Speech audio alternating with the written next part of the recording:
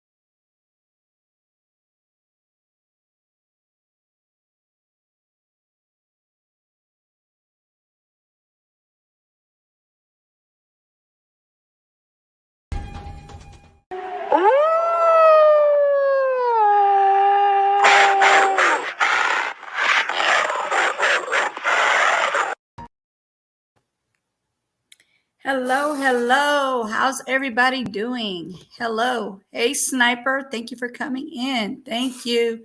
You guys, she's probably having a little bit of an issue, but she should be up pretty soon. It is going to be about Derontae and about his character. We're not going to be too deep into the case until after we talk about him and his character and how he was a hero for his brothers and his family. Okay, so we're going to talk about that in a little bit. She'll be in, and I'm going to go ahead and show you guys a commercial for our merch, y'all. The merch is coming in. Hold on, here we go.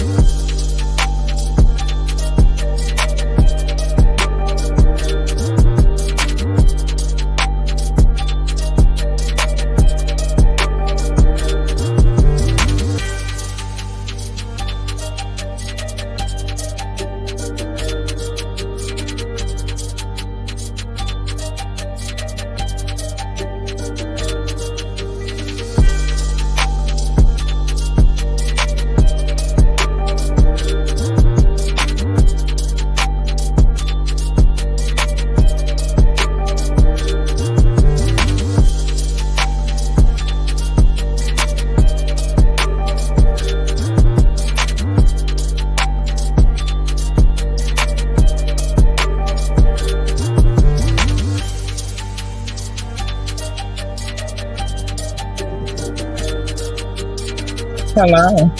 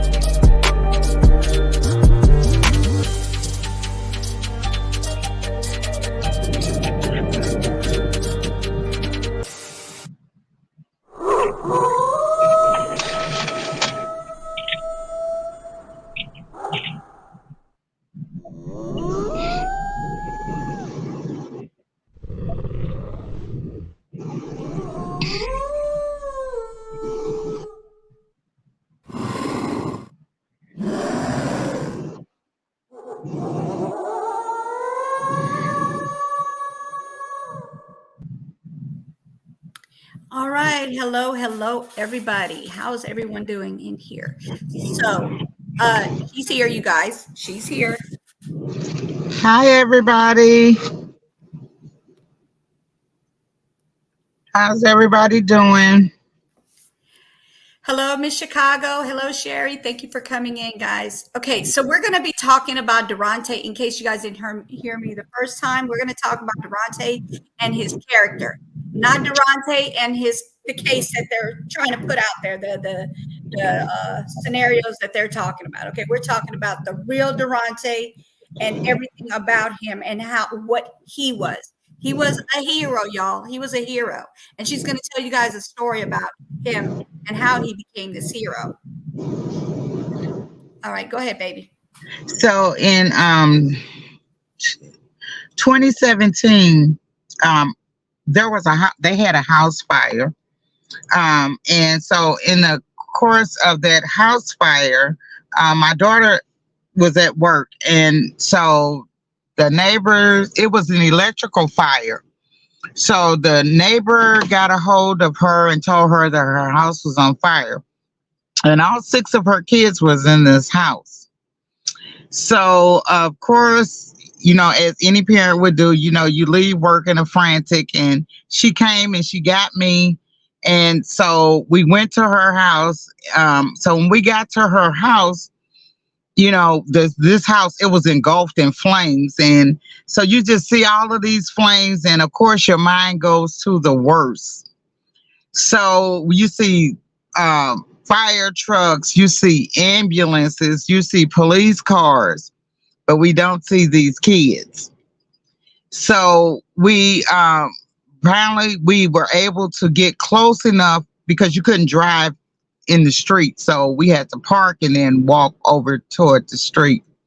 So when we got over there, all of the kids, they were out of the house safely, all 6 of them. Well, let's see, they had 3 ambulances. So 3 in each, they had a child in each ambulance. And so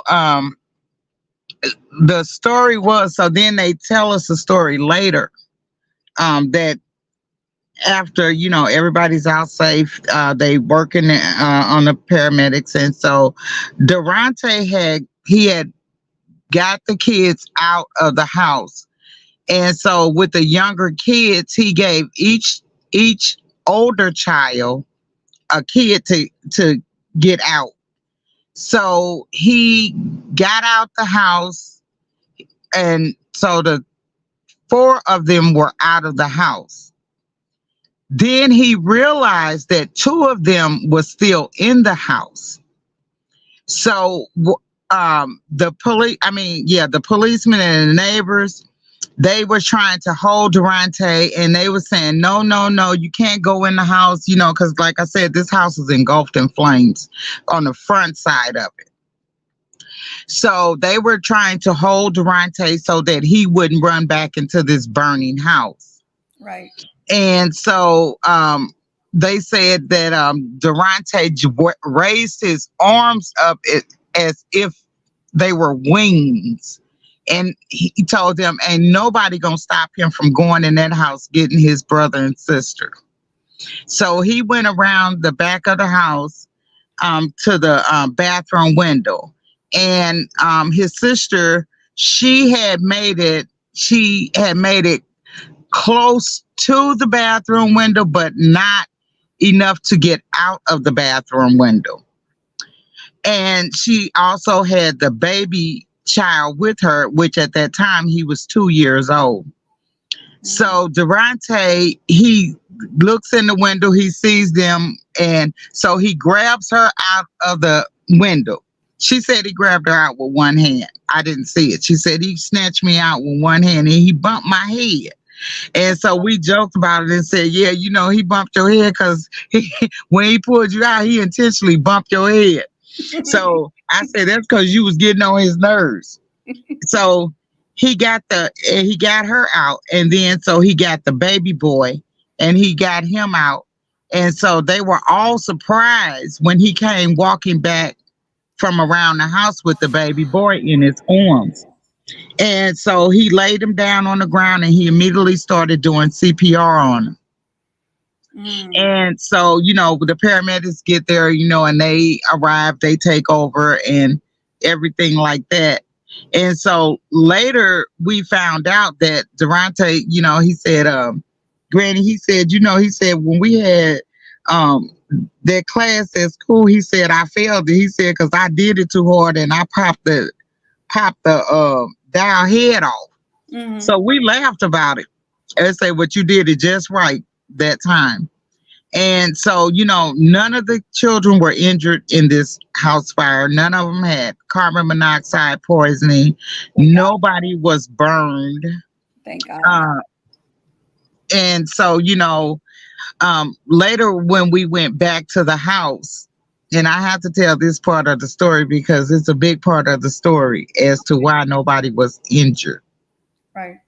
And that is because there was 3 Bibles next to the television, and those 3 Bibles, they had soot on them, but they were not burned. So after this was over, so an organization, they contact the police. They I guess they did a report and they contact the people that give out the heroic awards.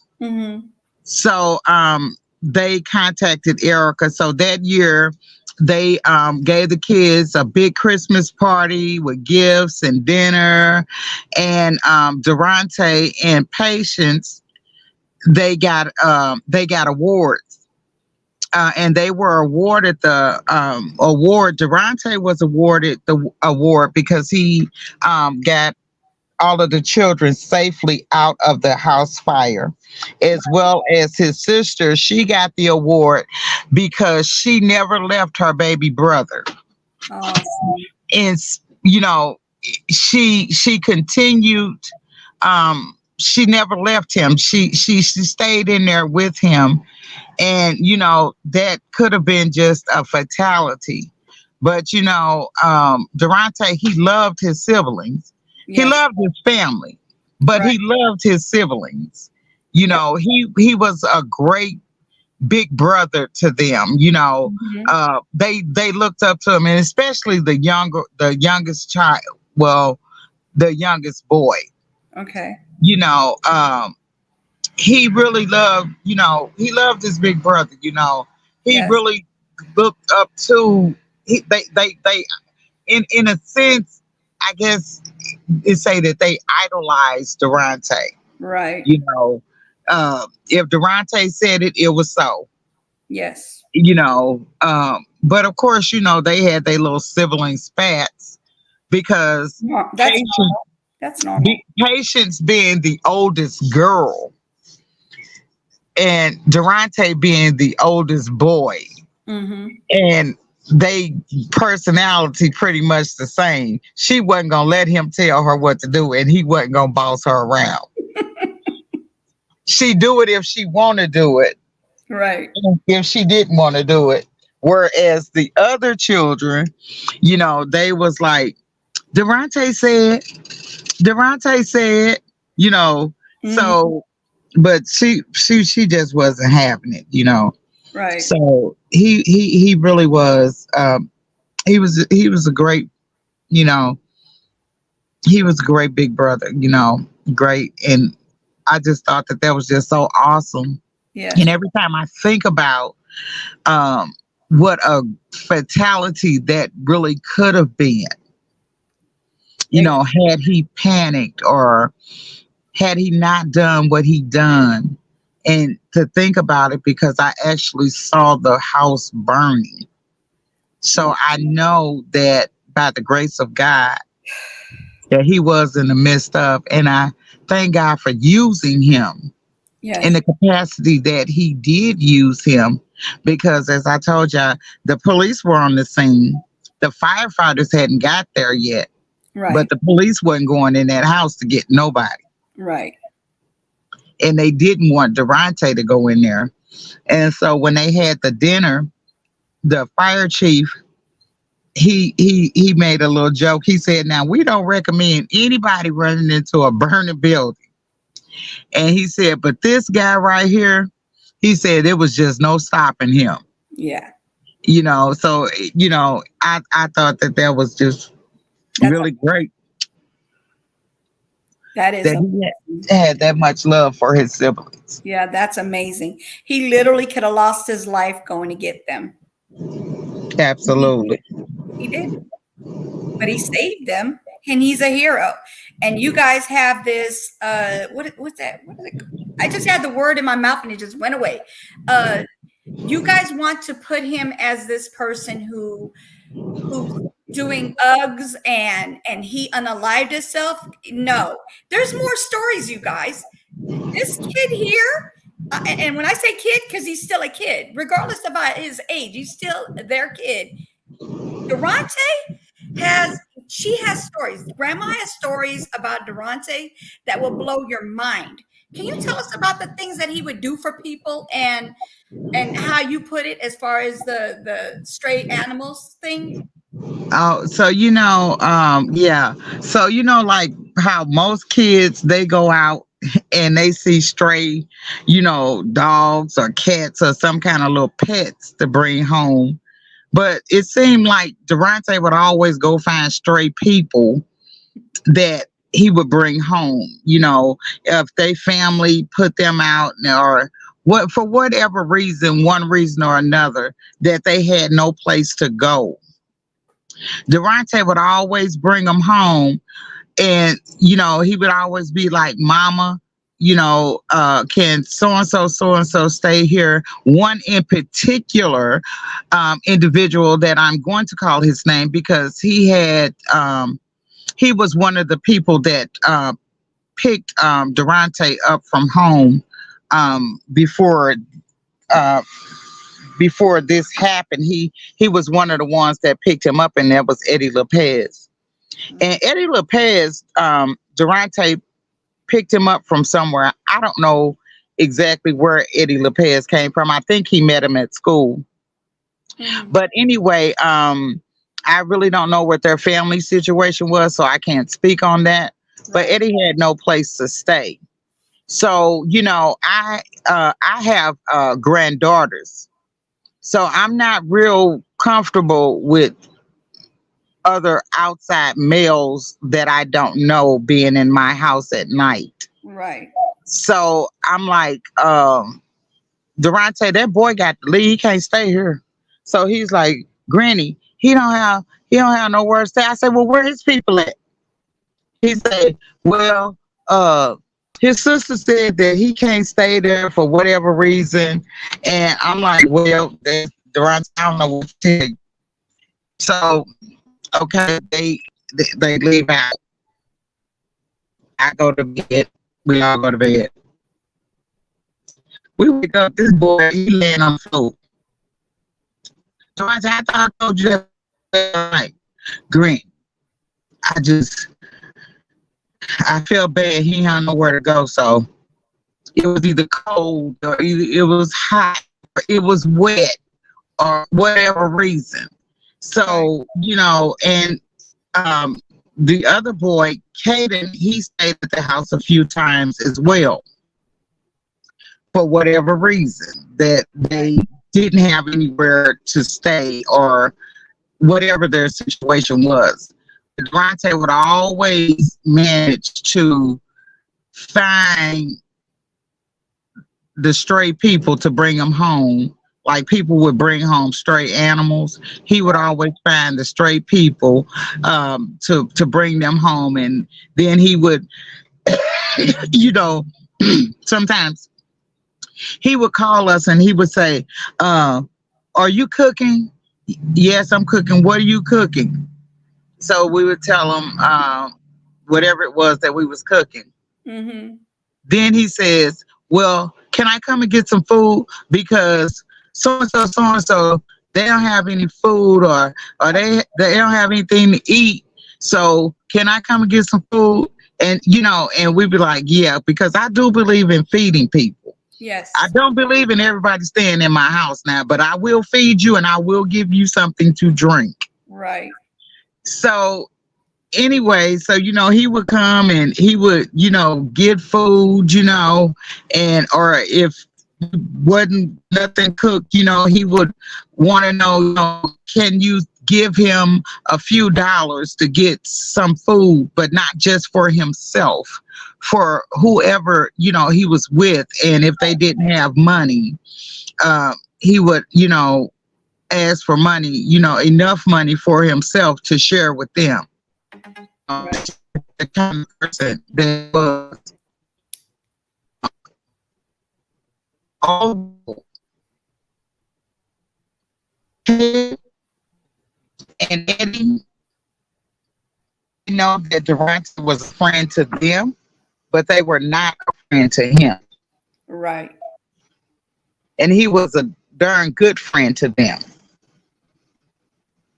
I mean, So how many kids are you, literally everybody in the chat as well? How many kids do you know at this age and younger that he would bring people into the home and care for them and not say, you know what, look, I can't do anything for you. Normally, this is what the reaction would be, but he would bring them to the house, nobody knowing them. Like straight, like she said, like, how people bring in stray animals because they love animals and they bring in stray animals and they help, they either fix whatever the problem is with them and take them to the vet, care for them, feed them, whatever, right? He would do this with teenagers or people that knew but not knew like that, if you know what I mean. He would meet them at school or wherever he met them, and he would bring them to the family for them to be cared for. How many kids can you tell me would do something like this? How many teenagers would do this for people? How many people would jump into a fire and hope to God that they don't, end up being the ones in the casualty? He didn't even think about that. All he was worrying about was his brothers and sisters. Like, this is what he was thinking about. He wasn't thinking about himself. He's selfless. He is a hero. He's a hero in that manner with the fire. And he's also a hero for someone who's caring for people or homeless. Because basically, if they don't have anywhere to stay, they're homeless, right? And this is what Derontae would do, you guys. And you're going to sit here and tell me that he unalived himself and he did Uggs? No, this is not what was going on. She'll be back, you guys. This is not what was going on. This is not what happened that day that he was, his life was taken from him. I'm just going to say allegedly, but I believe 100% that he did not do this himself. If you guys put 1 + 1 together, you're going to get a 2. You put 2 + 3 and you say 4, you're not going to get it.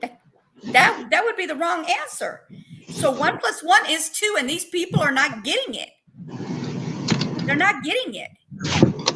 with everything that I've seen, all the evidence and everything that I've seen, I see he did not do this to himself in any manner. They did this to him. Whoever it is that did this to him, they all need to pay. They all need to pay. And like I told you guys yesterday on D Truth's Live, I feel I'm hurting for him and his family. I'm hurting for them because I don't feel like they should be investigating their own grandson, son, brother, sister, whoever case. They should not be the ones investigating it. They should be, grieving over him, grieving, getting over it. Of course you're not going to get over it, but this is what you should be doing. You should be grieving over that, over Derontae, not freaking doing the case and trying to figure out who did what and who did who where. Absolutely, I agree with you. However, they have really they've really pushed us to to become investigators. But one of the things that I will say is that they underestimated the power of love. Amen. Because we love Derontae. Derontae was just not a throwaway nothing. He was not a nobody. He was a somebody. Yes, he was. And not just to his family, but in the community that I live in. Derontae was well loved, well liked, and respected because he gave that respect. Yes. And him giving that respect and because he was a respectful person. Right. Now he wasn't no punk. So, but he was respectful, one of the things that I was really proud of him was that, stereotyping, our young black and brown people, especially our young men, is that they're thugs and gangbangers and, that they are illiterate and, high school dropouts and drug dealers and etc. Exactly. But I'm proud to say that my grandson was neither.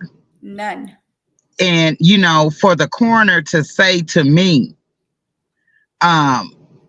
he tried to identify Derontae through fingerprints and he couldn't because he had never been arrested. Well, we know that that's not true because we told you last week that he had an identity kit done. So they would have found his fingerprints.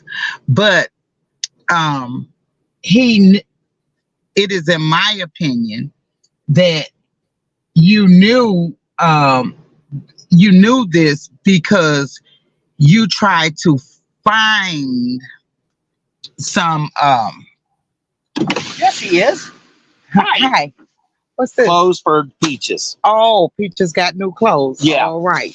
All of ours have outgrown them, so there she is. Yeah. Hold on. I don't want her personal information because they might say something. Everything that she's saying about Derontae, he's definitely none of the things that they said he is. Like, no. And this I'm sorry. And this stereo type that they're trying to paint of him, especially in the Associate Press, by saying, "Oh, he had meth in his system." Well, he didn't put the meth in his system, but they're not telling that. Right. Well, he had marijuana in his system. Well, so does more than half of America. Right. But they're not saying nothing about the government selling it. So they approved it for people that have it. Like they're approving it in just about every state in the U.S. has approval to smoke it, as just to be at home and hang out and chill and smoke. I mean, you can't sell it, but you could definitely use it, right? So that's what she's saying. So what? He did, even if he did, but we know he didn't do the meth part. Now that part. That he did not do. He was a football player and he was looking to go on to college.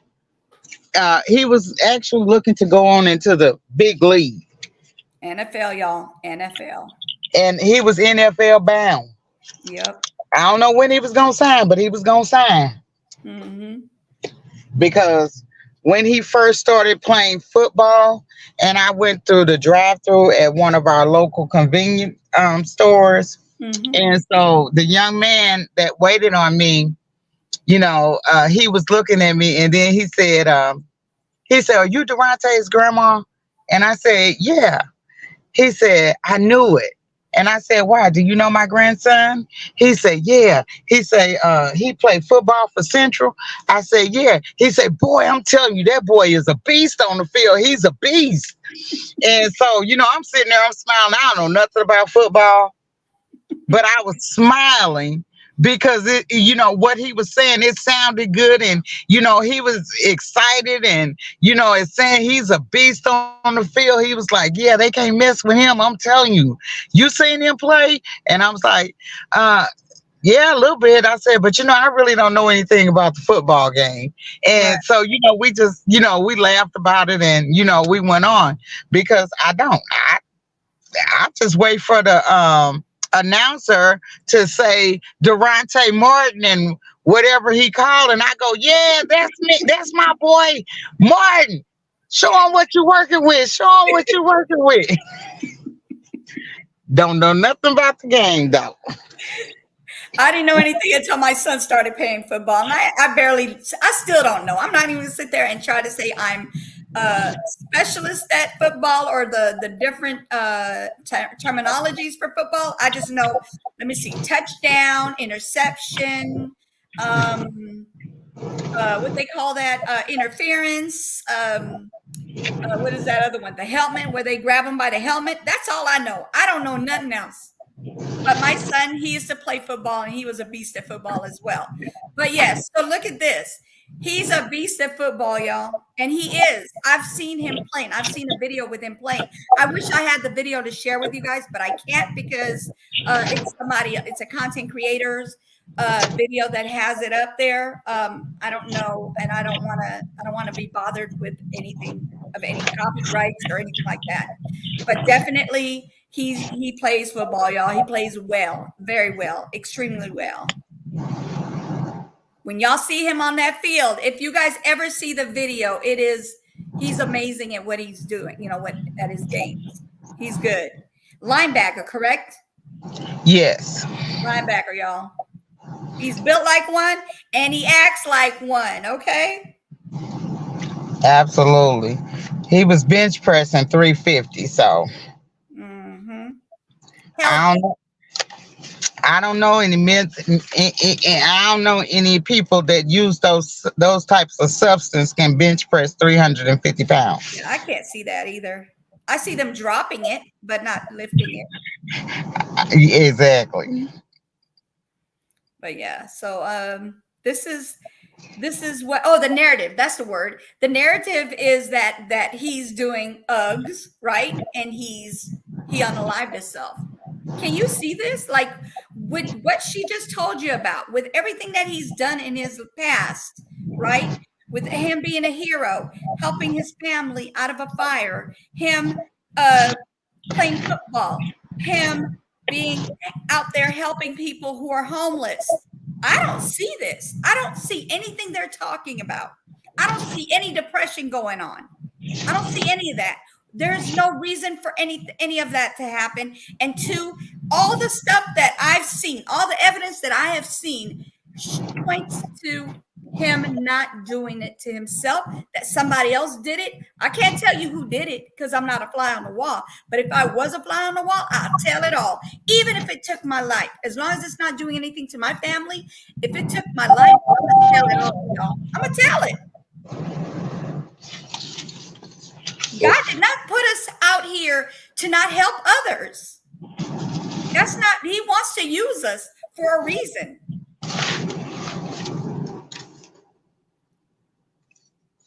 For a reason, y'all, for a reason. Hey, Grateful, thank you for coming in. So, they cannot tell me. They cannot even put a weapon to my head and say, you better say it, because I'm not going to say it. You can just go ahead and do what you got to do, because he did not. He did not. Did not. And, it was proven um, twice that he did not. And now they're making us prove it a third time Right. that he did not. So this third time is going to be the final time that we're going to have to prove that he did not. Period. And it's sad to say that when you have to that you cannot trust these officials. You can't take their word for it because all Period. they do is lie. Yes. You have the um, prosecutor, and for all of you all that are on here, the stories that's on KMOV Hmm. and the happened what happened to Derontae Martin. Those that storyline is accurate, very very accurate Yeah, and you because can see that video on my my other video. I have the whole video. Their whole video is on my other channel. I put it on as soon as they did it live, and I put it on my channel because Kim told me about it, and I went and I grabbed it quick and put it on the live so that way you guys could see it firsthand. And also, the town he's this happened in is Fredericktown, and it's Fredericktown, Missouri, and the county is Madison County. So basically, how you spell Fredericktown, if anybody wants to look into this, anybody has investigation knowledge, it is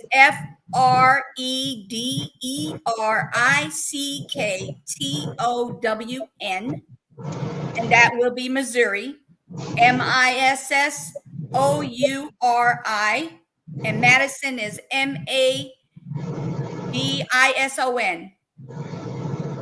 County. Okay, so y'all can go look that up if you guys have any investigating knowledge, or if you know anybody that can come and help.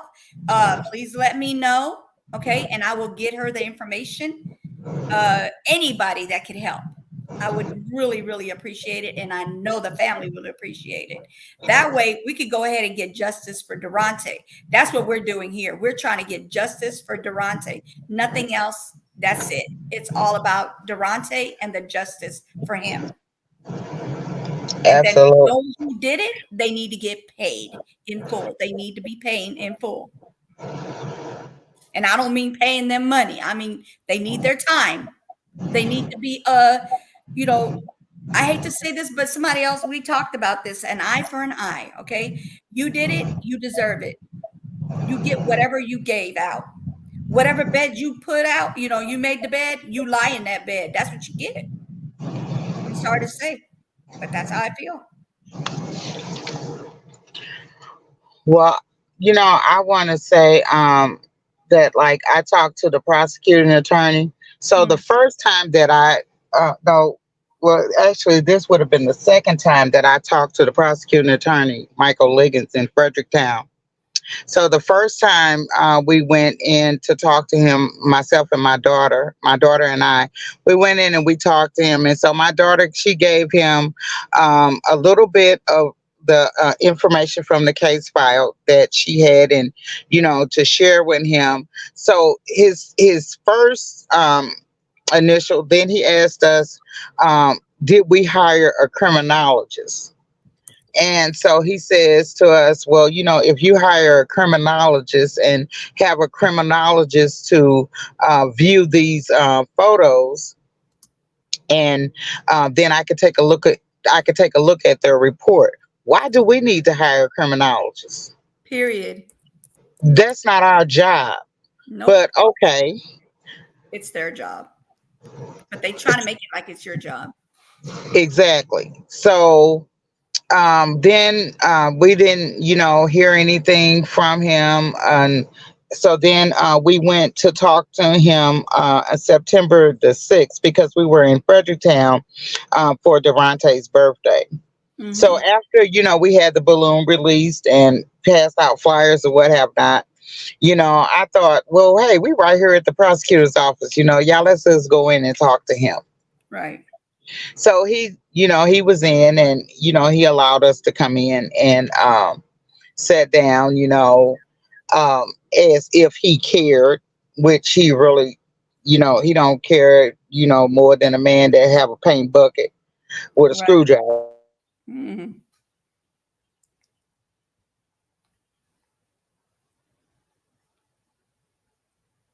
She'll be back. Help us. Yeah. But we have to do all of the work, Mm-hmm. and then we give him uh whatever we find. So Right. one of the things that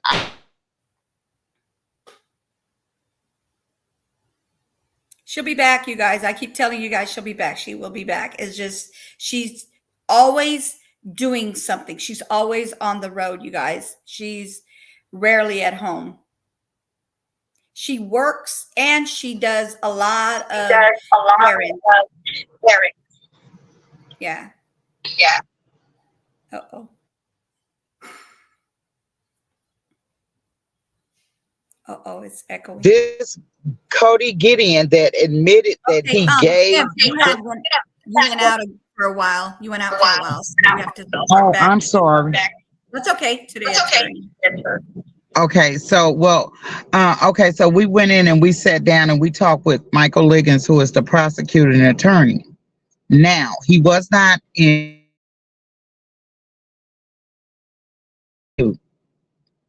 So we go in and we sit down and we talk to him. So there is a Missouri law that states that if you give anybody a weapon, influence of any sort of mind altering whatever, you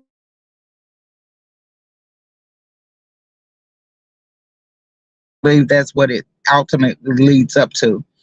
But there's different levels of this recklessness that you are accountable for. So the prosecuting attorney tells me, well, he's not aware of Missouri having this law, but you are an attorney by trade. Before you're a prosecutor, you're an attorney. So he says, but if you can present me with that statute, I will take a look at it. I said, no problem. So then he says to me, well, he took a look at it, but he's just not real sure um, that Cody Gideon would really fall under this statute because he didn't do it. He didn't,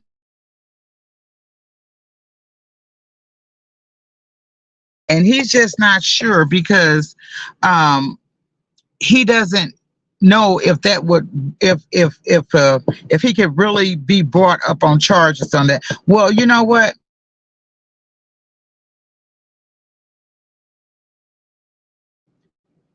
If it's still in the on the statutes, then you can execute that law.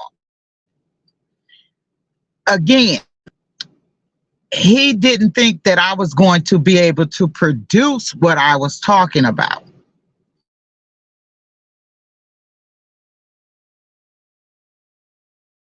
Anyway, he just wanted to make an excuse for not acting on that law. So if you admit to whether it's the truth or a lie, you admitted to that truth or to that lie by your own admission, then you are held accountable for that. So I will say to Michael Liggins, then why are you not acting on that law?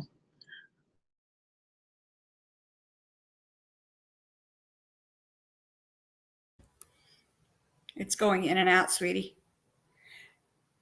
Um, Kim, if you, Delusional. it's going in and out. It's going in and out. Okay, Uh-oh. I don't know what's going on. It's echoing It's again. I don't know echoing what's going again. on. They need to get off this. Can you drop down and come back up?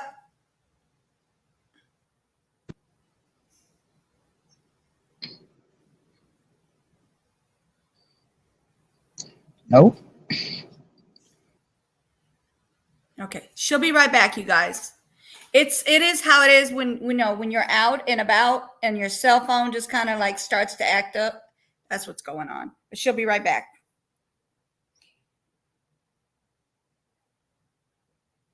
And she'll give you she'll go ahead and tell you what the information. Sniper, thank you for that question. And if anybody else has any questions, just drop it in the chat and I'll ask her for you. But until she gets back, let me go ahead and drop a video real quick for y'all while we wait for her to come back.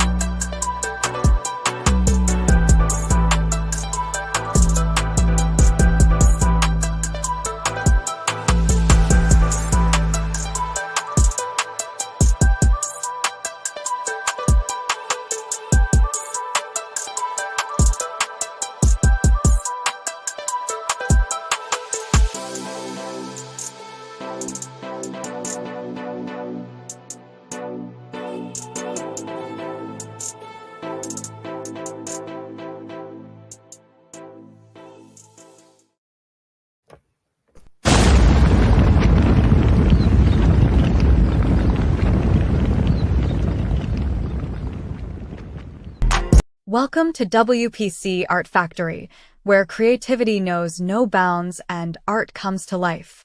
The t-shirts, hoodies, shorts, leggings, and cups here are truly unique. Here at WPC Art Factory, we pour our hearts and souls into every creation. It's not just about making art, it's about making a statement. We strive to push the boundaries of creativity and challenge conventional norms. That's what sets us apart. WPC Art Factory has something for everyone. Experience the magic of art like never before. Visit us today and let your imagination soar, where the designs are created by us and made by Together We Break Chains Production.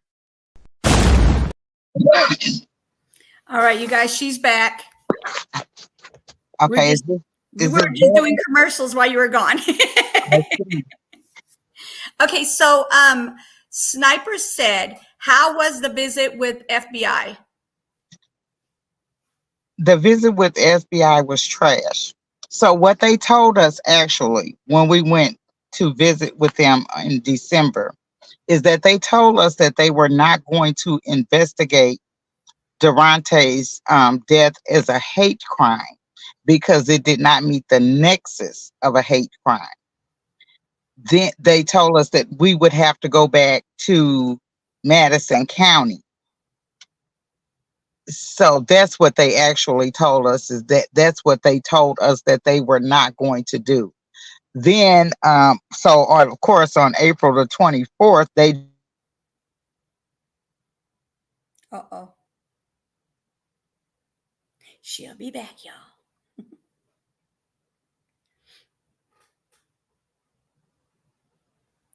So this is about a case with Derontae Martin in 2021. He was unalived. They trying to make it seem like he they did. told us, Go ahead. and so when they told us that, now I You have never, cut off for like a minute and a half. I don't know what's going on. I have never in And all of my years, I hate and for you to keep repeating it, but you know what's going on. It's because they don't want us to tell the truth. exactly, exactly, and I'm gonna keep on talking. Hello. So, but we all know that the FBI does not they've investigated a lot of cases, but you never saw an FBI agent put his name on a case and make it public. Nope. Sure That's they a don't. flag. That's a big flag. Yes. And then, but see, most people would miss this little part that they got in there. Mm-hmm. He says that he's acting agent. Mm. That means he's not. Thank you. So he's actually talking for someone else is what it sounds like to me. Or whatever his role is. Yeah. So he can work in I'm assuming that he may work in the division, but Right. uh no, he would, I don't know. I'm not going, but it's wordplay. So Right. either he's not an agent, Uh-huh. or he works for the Missouri State Highway Patrol. Okay. And So so is he's it acting. like you know how like they have like a doctor, right? They have a doctor and they got the practitioner. So when the doctor's not in at the moment, the practitioner takes their spot. So that's basically I think what was going on with this FBI as an acting FBI agent. So he's like a drop below the actual FBI. What do you think? She's coming, y'all. She's coming.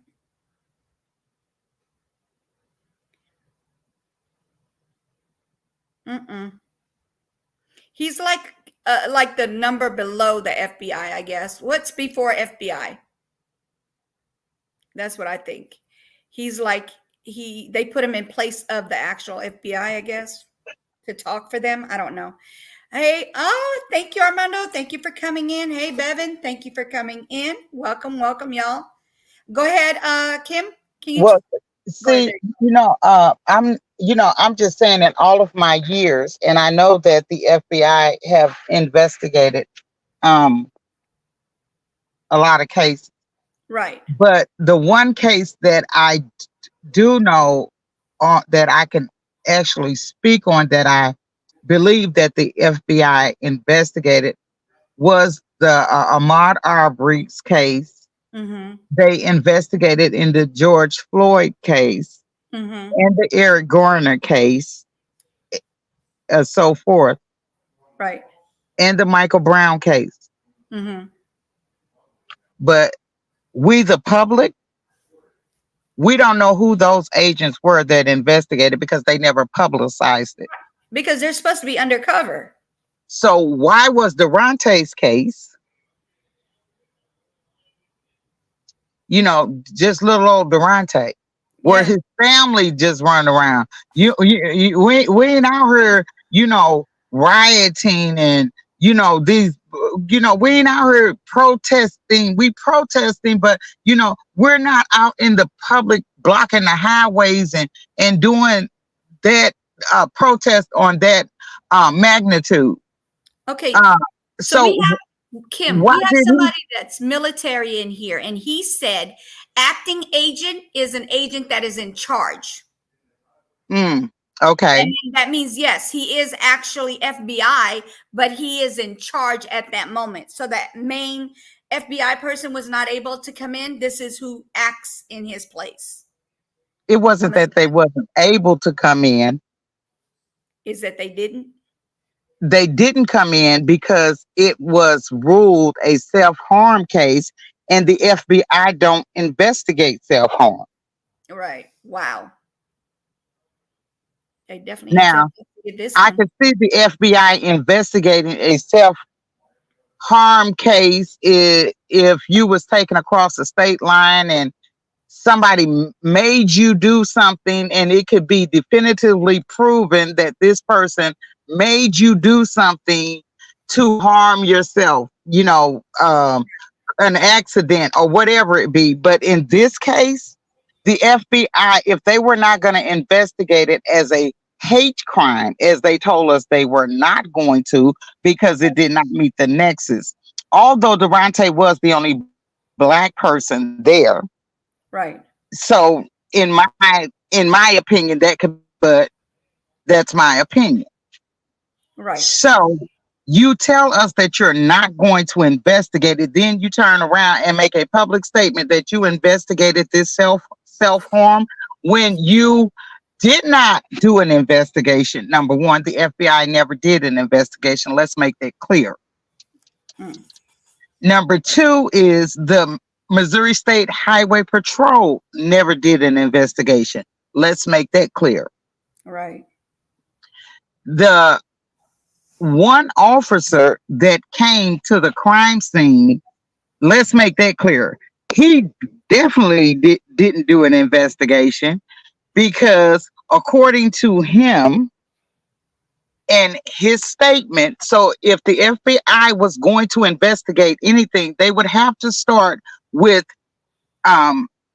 Deputy Nick Adams, who clearly states that he removed the weapon from the left side of Derontae's head Mm-hmm. without taking a picture. Right. So that's a flag. Definitely a big red flag, y'all, because that should not have happened. Should have been a picture taken before anything was done. So did you remove this gun with your bare hands? Were you gloved? We don't know. But you left a crime scene. And you left a crime scene once you knew that it was a crime scene before it was processed. You left that crime scene open, so anything could have taken place. But you never processed evidence from the crime scene. So if the FBI was going to investigate, they would have to start with that. Because that should have been their first question. Like, sir, why did you do that? Right. Then, if the FBI was going to really investigate, then you would have to investigate that if Derontae was shot in the left side of the temple, why was his blood to the right? Mm. Period. I mean, come on. So Plus one is two, y'all, and this ain't adding up. if you were going to investigate, you would want to investigate the position that he was staged in. Mm-hmm. And you would investigate that one of the supposedly witnesses that saw Derontae harm himself, and y'all can go hear this on the KMOV website on the What Happened to Derontae Martin, and I also shared it on the Justice for Derontae Facebook page. Yes. And you can Google it and it'll come up, and it's also on YouTube.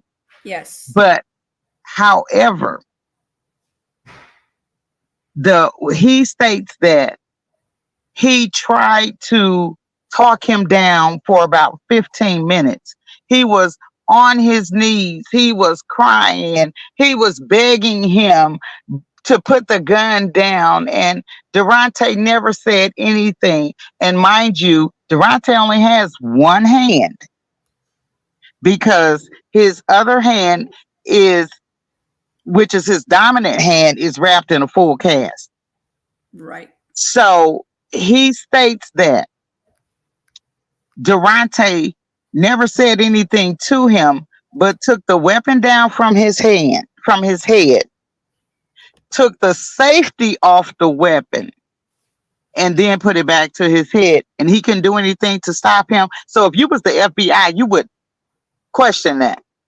If you was the FBI, the Missouri State Highway Patrol Master Jay Stolting, who testified after Zachary Graham testified that this is what he saw. He said there is absolutely no way he could not have been laying. He could not have been standing. He could not have been on his knees. The only way that only position that he could have been is that he could have been sitting. Right. Because he saw a micro dot of blood drop that was on his inner right thigh. And that's the only way that drop of blood could have got there. But mind you, he was shot on the left side. Mm-hmm. But this microscopic drop of blood was on his inner right thigh. So if you was the FBI, you would have to at first investigate all of those statements. Mm-hmm. Because they are all lies and they don't make sense, and you can't make it make sense. Sure can't. You guys, he is predominantly right-handed, and the spot was on the right leg, not the left leg, the inner thigh of the right leg. And they're saying if he was sitting up this happened, the only way it could have happened is him sitting up. And there's a spot not on his left leg, but on his right leg from the inner thigh. Yeah, the inner thigh. The right inner thigh, excuse me. The right inner thigh is where they found a spot, like a dot. And he said, any exit wounds? There was no exit wounds. There was absolutely. It was just one. There was one wound, and that was the entrance. Just the entrance wound. And yes, 2 people weren't alive there. Yes. And what we're looking at, Kim can tell you guys this. I'm sorry, Kimberly. I prefer Kim over Kimberly. I got you. Okay, so Kim can tell you guys this. With the other person that was unalive there, can you tell them a little bit about that? Because they do know about that there was someone else. But can you tell them, those that are in here that have not, that doesn't know anything about this case, can you tell them about that? Well, the other person that was on that property, his name is Nick Lowry. Not going to find a whole lot of story about it, but you can find that one little article. But anyway, this happened, I believe it was in 2014, where he was found rolled up in a carpet, shot in the back of the head with a .22 Irish rifle. And his death also was ruled self-harm. Can somebody tell me how that works? He literally popped himself in the back of the head and then rolled himself in the carpet. Really? They want us to believe this. So if you was the FBI, I'm just saying, if you were the FBI, you would have to investigate. Yes. So you would have had to have started from 2014 to investigate. Now this is the second self-harm, but this don't make sense. The first one didn't make sense, and the second one don't make sense. So let me dig a little deeper here. So yeah, the FBI, they want the public to believe that the FBI investigated, along with he stated that the Department of Justice and the Civil Rights Division assisted him in his investigation, and they came up to that conclusion to agree with the Madison County Highway Patrol Missouri State Highway Patrol, I'm sorry, the Madison County Coroner, the Madison County, whoever them people are, that part. Right. But Mm. if you also go on that website, the medical examiner, the pathologist, he says, oh, yeah, there's definitely a problem here because somebody gave that young man meth. Because, see, he knew that that young man could not ingest 650 nanograms per milliliter of meth and shot himself. Nor could that young man have shot himself, then ingested 650 per milliliters of meth. So it doesn't make sense, and they can't make it make sense. So he wants to, this is what I'm saying, so they don't want to just flat out be wrong, and they don't want to just flat out tell the truth, but Right. they want the public to hear what they're saying, but not examine the evidence that they're putting out there. Because when they called the coroner's inquest, the family had no put in that other than to put our bodies there. The jurors came up with the death by violence because that's what they were instructed to rule. They were instructed to rule the manner of death, either death by violence, natural causes, suicide, or accidental. They came back with the ruling of death by violence because that's what they were given as an instruction. However, now they want to play with that and say, well, oh, that's not a real manner of death that you can rule by in Missouri. Well, you did it. You said it. You instructed the jury. The family did. The family didn't produce any witnesses because we weren't there. You produced that evidence. Hmm. And they Hello? definitely, and so now they want to say that self-harm, well, death by violence could mean self-harm because self-harm is included in that. Well, they were instructed to rule self-harm if that's what they thought it was, because that was their option. Right. They didn't rule self-harm because that's not what they thought it was. They thought and called it just what it was, homicide.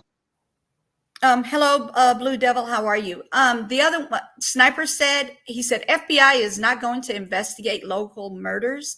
The State Bureau of Investigation would probably do that. The State Patrol are not going to investigate unless it's a highway. Well, Like it happened on a highway. well, That means they're lying all over the place because this is what absolutely. they did. They said they did it. They said they investigated. They're lying. So there goes another red flag.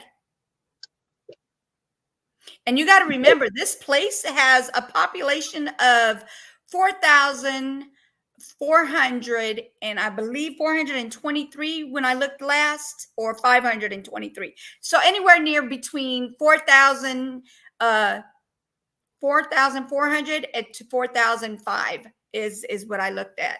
But at that time, it was 4,400. And there's only, at the time, was 21 Black people there. And now they have only 11. Or 17, I'm sorry, 17.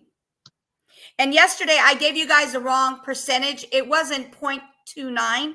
It was actually 0.39. I'm sorry, I was off a little bit. 38. I'm sorry, 38. It was 0.38, not 0.29. So that part I got, it was incorrect, but now it is 0.38.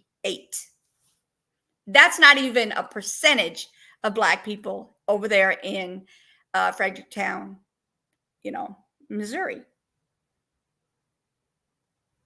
Well, it is in my opinion that the reason why Derontae was taken to this place where he was taken to, 1773 Highway Z, Madison County, aka Fredericktown, Missouri, was because they knew that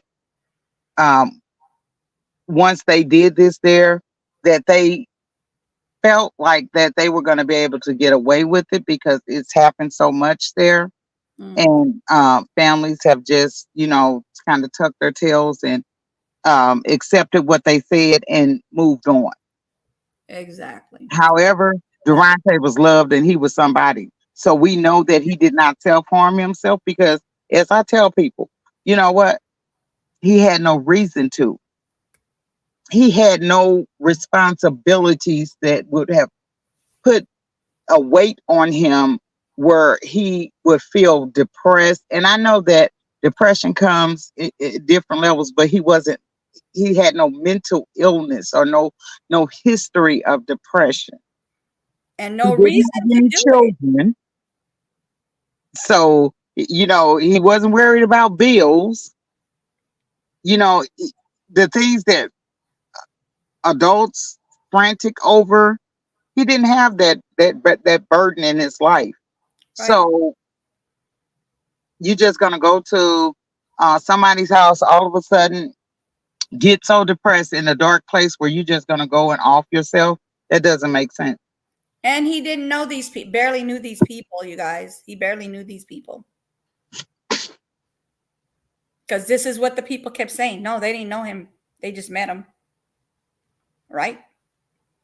And then you're going to just go to somebody's house you don't even know. Like, I think he's only met him, like he said, twice, right? This is like the second time he met him or something. That's what Wade said. Uh-oh, she'll be back. Okay, I'm sorry. What was your question? It was like the second time, right? That he supposedly had met Wade. At least that's what he said. Yeah, so I'm not real sure. But That's what he said. that's what he said. That's what But he said. then there's no whole lot of credibility to anything that he said.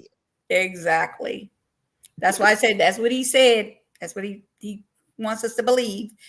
But either And way, it's still, he's not going to just go in somebody else's house and go do that. Nobody does that. I've never heard of anybody just going in somebody's house that they don't know and do something like this. absolutely. And and another thing that they need, Hello, is Amethyst. that like they gave James Wade a polygraph test. Mm-hmm. And so one is that the Missouri State Highway Patrol is the one that gave him the test. Two is they asked him, "Did you shoot that man?" No. Uh, did you did you shoot that man? No. Did you know that man or something to that effect? No. Is there any reason why your DNA would be on that weapon? No, because I just know I didn't do it. There's no name, like literally, there's no name. So he didn't say, "Did you shoot Derontae?" Was there on that certain gun? That certain gun, it could be any gun they're talking about. They don't name anything. They don't have like an exact person because it was Derontae. His name is Derontae, not that man. His name is Derontae. The gun that was used. You could easily say, you need to say something like, did the gun that was on that property, is that did you have any, is there any evidence showing that you used that gun, that type of thing. You're not going to just ask questions. Oh, did you shoot that man? Do you have any evidence? Is there any of your DNA on that gun? No, it's not like that. That's not how it works. I think you think it. Yeah, we think it's a setup.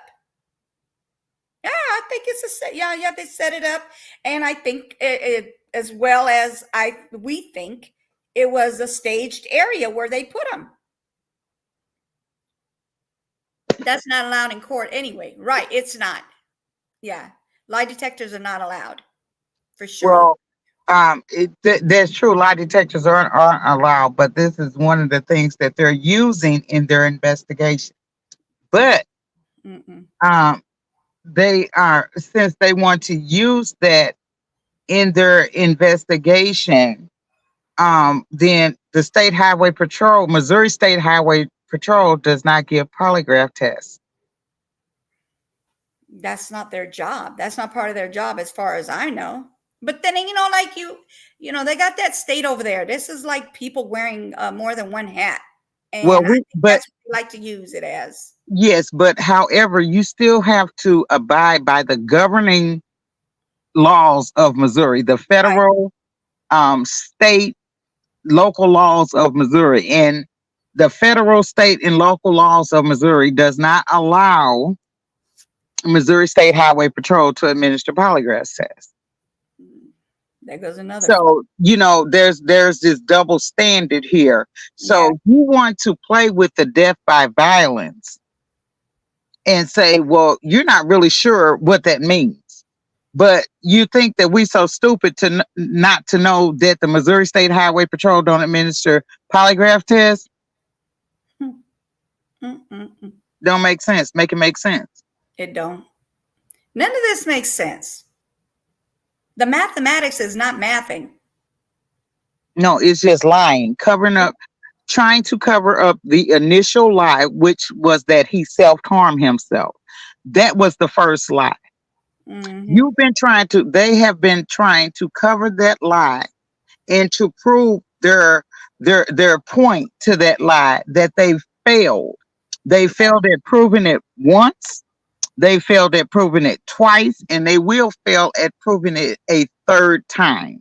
It's never going to make any sense. It's not so because anything that we have or are going to have, it is because it is facts, scientific facts. Right. Blue Devil said, "Well, what's the lawyer doing?" Okay, you're about to hear a little something. She was talking about it earlier, but it kept going in and out. But now that everything seems to be clearer, she's going to tell you what's going on with that lawyer, or should I Which say liar? But go ahead. which lawyer? The prosecuting lawyer. The prosecuting attorney. He's the prosecuting attorney. We don't have an attorney. A family. The family. We are seeking counsel. Right. Um, he he's playing good guy, bad guy. Um, actually, Nuna, did you get to bring up those videos of the one that I sent you, the recordings? The ones that from the messenger. Well, yeah, the one recording. Well, we'll get to it later if you didn't. But anyway, I because can bring it up as you speak. If you're talking about the ones you sent me to the messenger, I can do that. Yes. yes, so the one because you'll see that he has a double standard. So he's on K on KMOV, and he's telling them, well, he doesn't like to consider a case as actively closed, but at this point, there is no active investigations going on. There, he don't know what the death by violence mean because per the CDC says that self-harm can be included in that. So he's just not real sure what the jurors meant when they came back with that verdict. And so, but then he tells me something totally different. Hmm. Totally different. He tells me that, he's trying to get it investigated. He's tried to get it out of Madison County. He's given it over to some people that he think will help, and and just lying. Just the bottom line, just lying. The one you're talking about is when you guys were sitting at the table, or the one after that one? The one after that is just a voice recording. Okay, gotcha.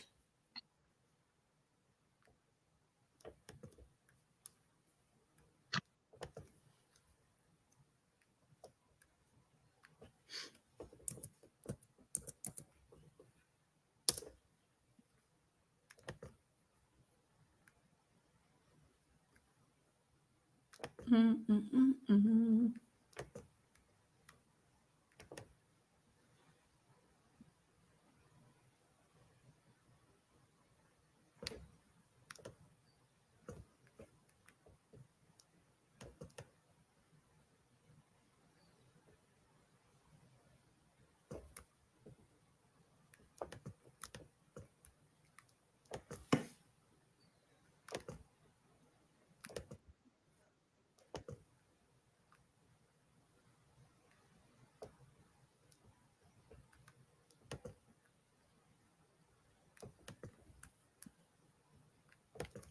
Okay, you guys, it's going to be really small. You're just going to be listening to the recording. Okay, give me 1 second. Let me go ahead and put it in here.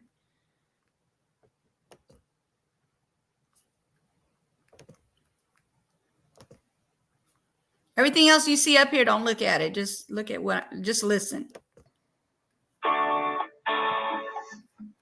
Please hold while I try to connect you. Mike Wiggins. Yes, good afternoon. Can you hear it? I am calling in reference to Derontae Martin. Yes, ma'am. Can you hear it, Kim? Yes, I can. Is that the right one? Yes. Okay, great. Here we go, you guys. Okay.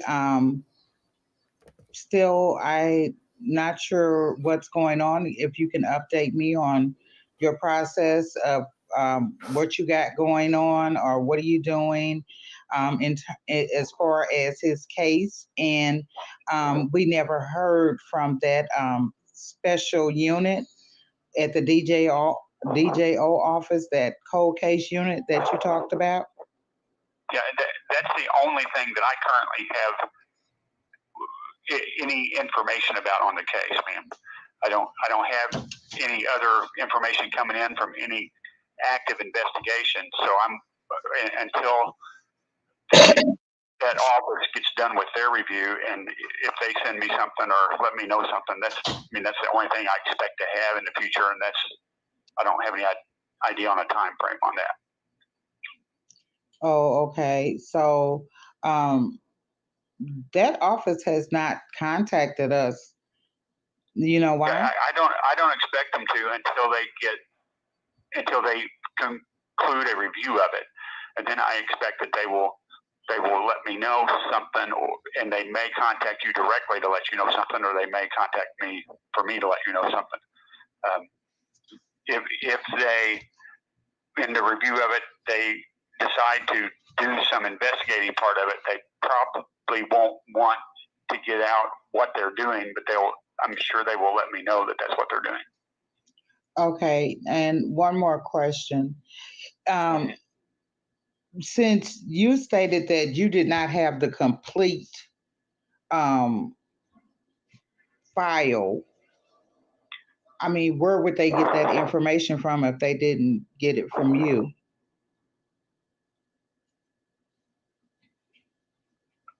I'm not sure I'm following you.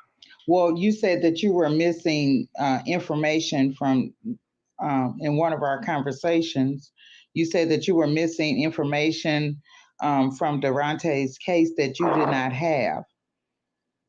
I don't recall what that information was. I don't know if it was a specific thing that we were talking about. I have a file from the Highway Patrol that they gave me that I believe had everything in it from their investigation. I don't recall any particular thing we were thinking about. You may have asked me about if I'd seen something or something, and I said I didn't know if I had that or not. But other than that, I don't know that I don't have anything.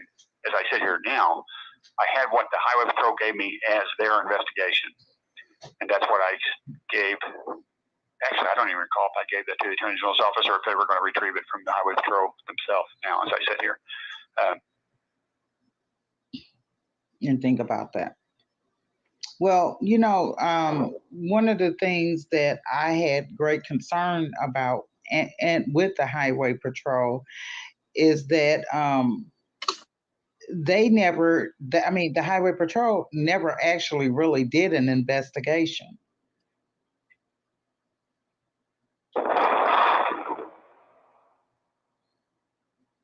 Well, I understand that you're not happy with the investigation they did.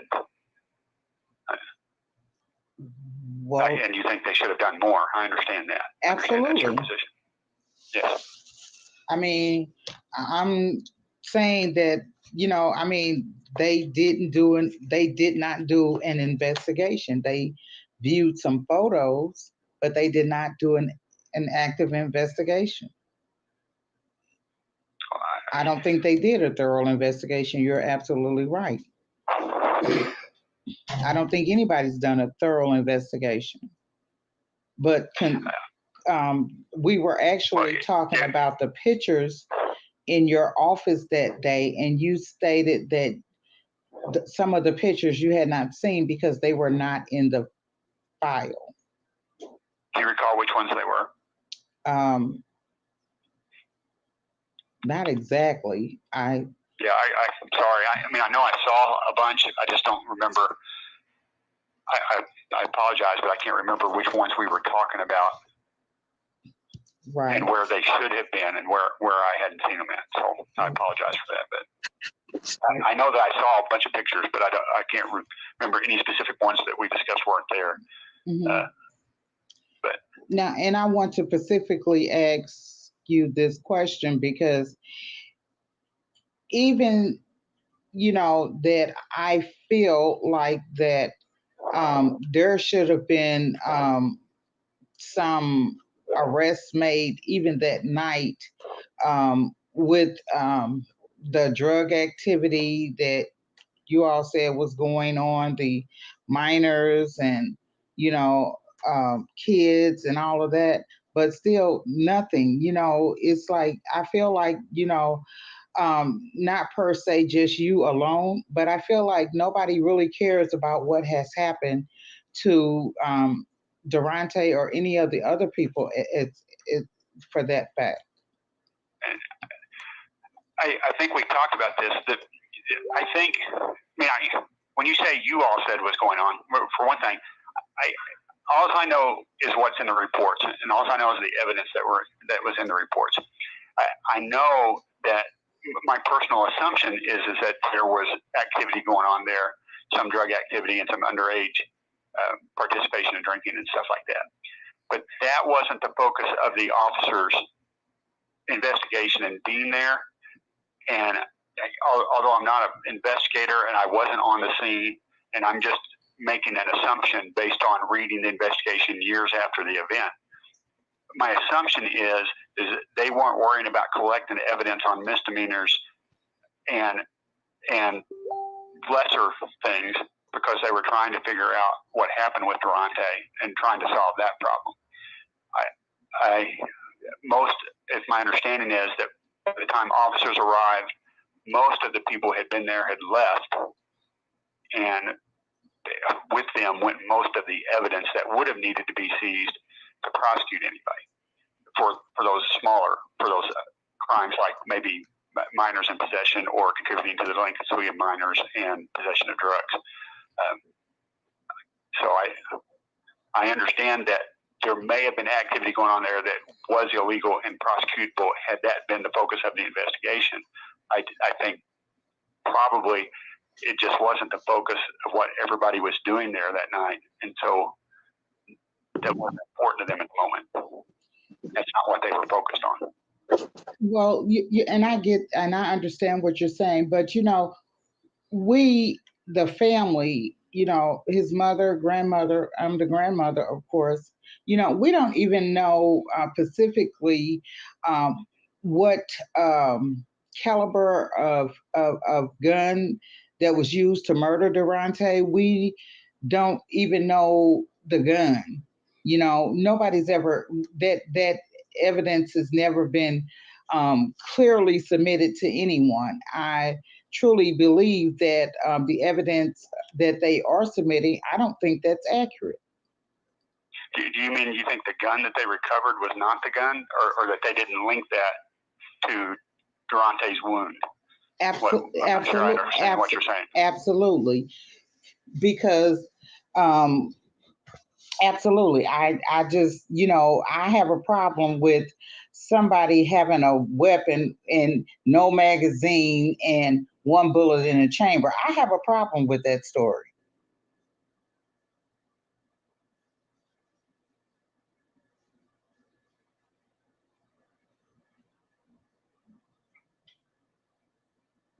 Hello? Yeah, I'm listening. You don't have a problem with that? It's not. That's not strange to you? The whole event is strange to me and unfortunate, but that is not a fact that's unlike weird facts that I have in every criminal case I get. Most of the time in criminal cases I get, there are people doing things that I find nonsensical and that doesn't make sense. That is kind of a typical part of most criminal cases. I've got no explanation for why it's that way, but there are lots of things in the world that happen that I don't have a good explanation for. It's not uncommon. I find it plausible that if someone were going to loan a gun, somebody of that caliber, somebody of the caliber people that's running around there, if they had a gun that was a partial gun or a broken gun or a gun they didn't have all the parts to, that would be the one that they would give somebody. I find that part of to kind of be a typical type of behavior. If they had an expensive gun that was all functioning and everything was there, it would be less likely that they would give it to someone as a loaner. So although I'm not saying I have any actual knowledge about it other than the things that are contained in the report, I'm just saying that, yeah, that's a weird thing, but those kinds of weird things are typical in most of the cases I have. There are activities that take place that I find to be, out of the ordinary or non-typical, or things that people in other circumstances would not be doing. So why wasn't there a ballistic test ran? That I can't tell you, ma'am. I wasn't part of the investigation. I don't know.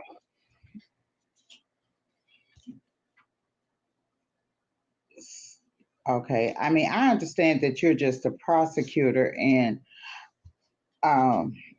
I'm not trying to make you an investigator, but we, the family, we are learning to investigate, and we find a lot of things that are not adding up and should have been a part of an active investigation that were not conducted in Derontae's case, which would make incompetency stand out and, a cover up. Yeah.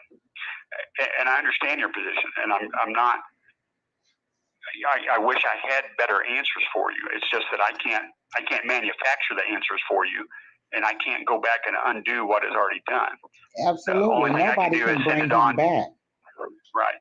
All I can do is send it on to somebody who has the expertise and has the ability to look at it and to do further things if they are found to be necessary and needed. And I've done that. And I don't know what, they told me when they called me and said they would take it and that they had it, that it would be quite some time before they were able to conclude everything. So, it's unfortunately, those kinds of things take a while.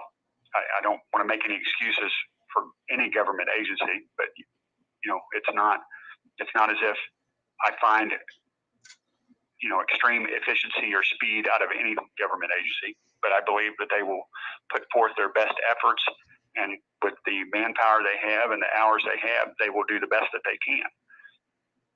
And I believe that, and I hope that's the case. Well, you can truly understand how we as a family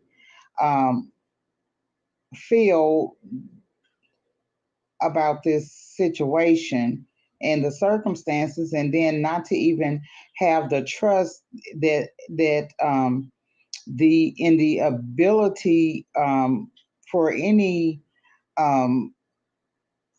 agency to really conduct. I just don't have the trust that I need to have in anybody that is connected to that county, to the law enforcement there. I just don't have the trust in that because it's been botched from the beginning. It's clear to everybody in the world that there's a cover up, incompetency, and corruption. Well, I understand that you don't have any faith or trust in the county here and anybody who's been involved in the investigation in the past. I understand that.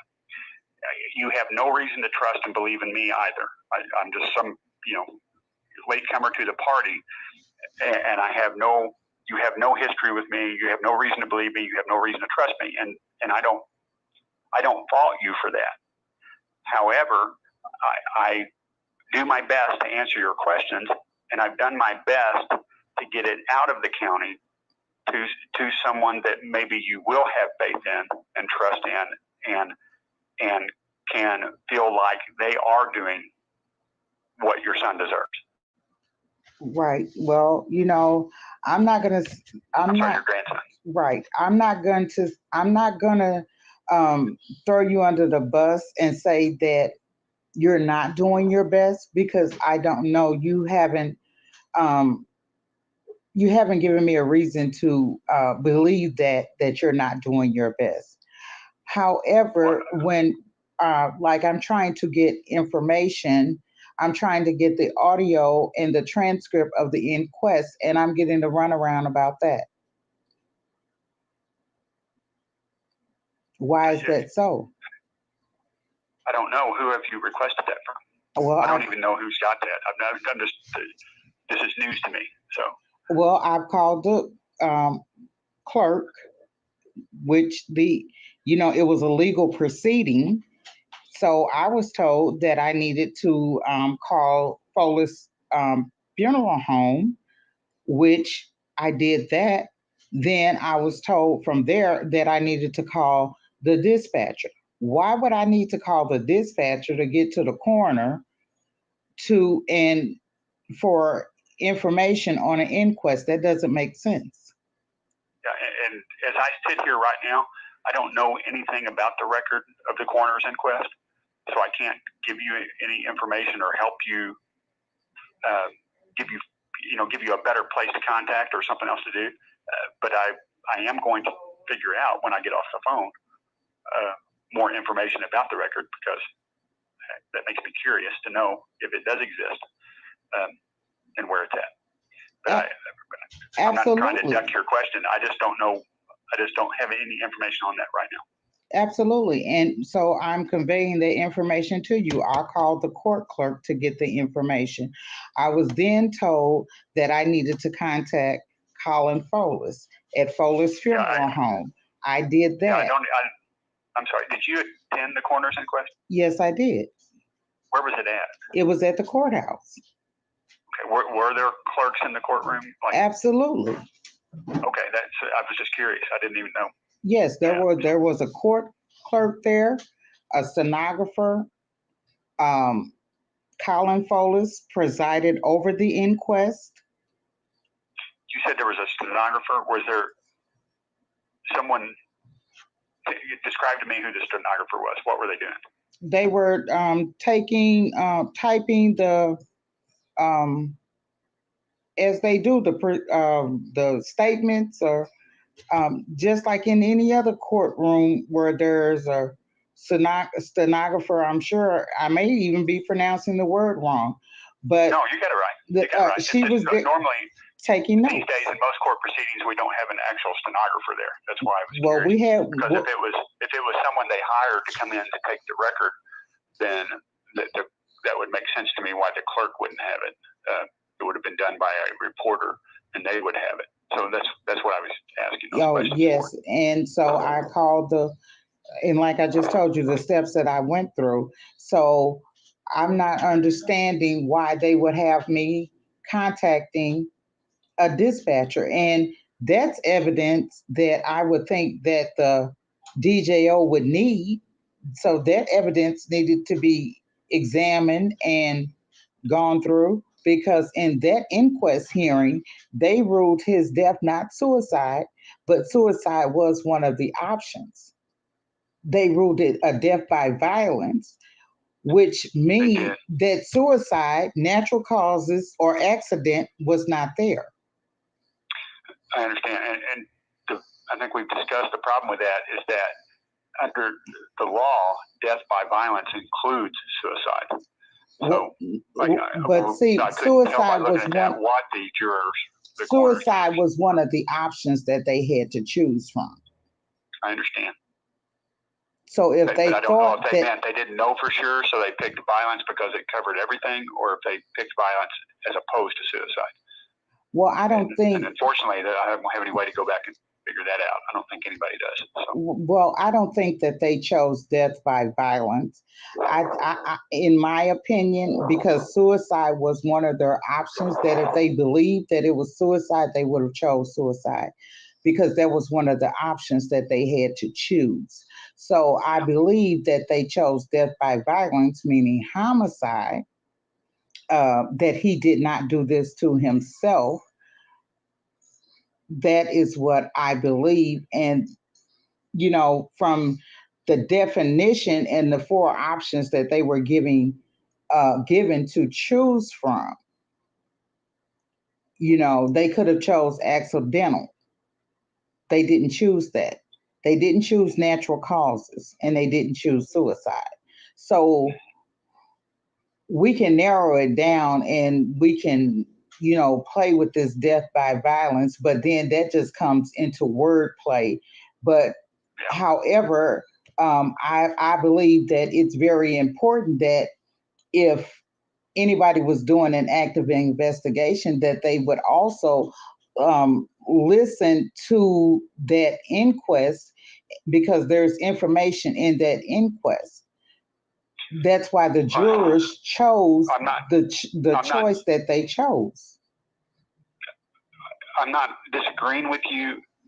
However, you must understand that the information that was presented at the jurors' inquest, the coroner's inquest, is the information that was developed as a result of the investigation. So there shouldn't be anything in the jurors' inquest record that's not in the investigation.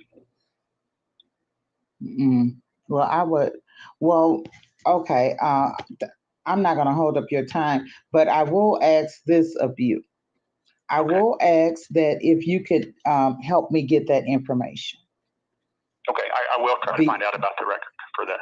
Yes, I would like to get that. And if you could. I know I've got your phone number somewhere, but could you go ahead and give it to me again? I'm sorry. Okay, 573.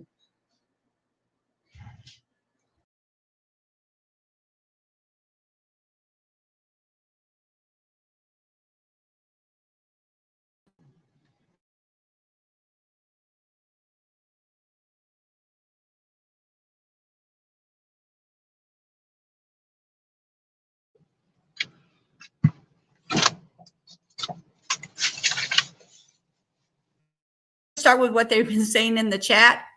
Blue Devil said BS. Yes, BS for sure. Blue Devil also said they hiding something. Yes.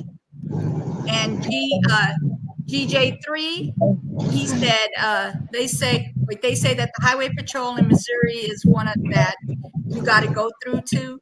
Okay. And then yes, it is sad. Then Blue Devil said that lawyer don't know. Wait, that lawyer don't want to know about the case.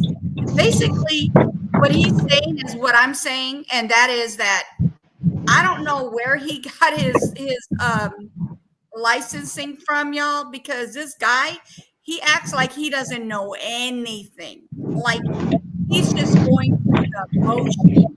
He's not knowing anything that's going on. And then he also said, Blue Devil said he's getting upset. Yes, he's getting frustrated, 100%. 100%. And he was thinking on the phone when he got quiet and you said hello. That's because he was thinking about what he's going to say next. I agree. Absolutely. Facts.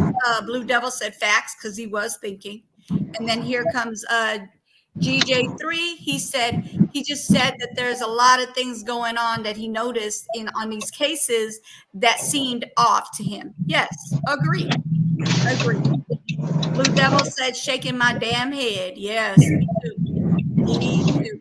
Why you think he said, why are you on the case, bro? That's what he wants to know. Why is he on the case if he doesn't know anything? Absolutely. He's giving you the runaround. Yes, true. He's definitely doing the running around. Yes, he is giving her the runaround, guys.